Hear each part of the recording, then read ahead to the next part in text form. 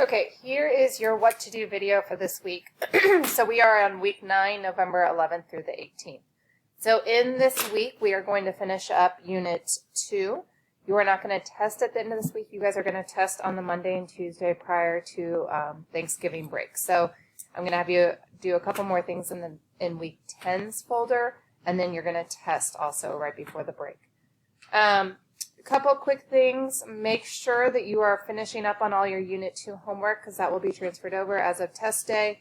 You will not be able to complete any of those assignments, and they will not be transferred over after test day. So make sure that those are all complete.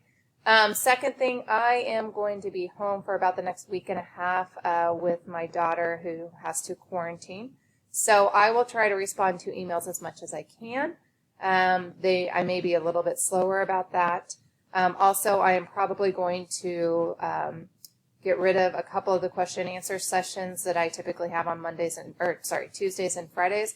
I will email you which times or when I will have question and answer sessions. So be looking for that email. So this week, you guys have 2.6 notes, part 1, right there. And then there's a part 2 right after that. So I didn't finish all of 2.6 notes in the one video. So that one has 2 videos. The second video is shorter. Then we have 2.7 notes. These are all over proofs, guys. And then you will see you have 4 homework assignments. The first 3 are combined 2.6 and 2.7 homework assignments. Those are all over 2.6 and 2.7 because 2.6 and 2.7 are our geometric proofs. So they're combining all that.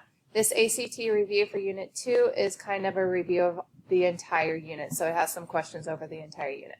So essentially you have 3 videos to watch and 4 homework assignments for this week. I will most likely do a question and answer session on Tuesday before this is due, but be looking for that email to tell you what exactly you need to do. And then that is all that you guys have for this week. Thanks.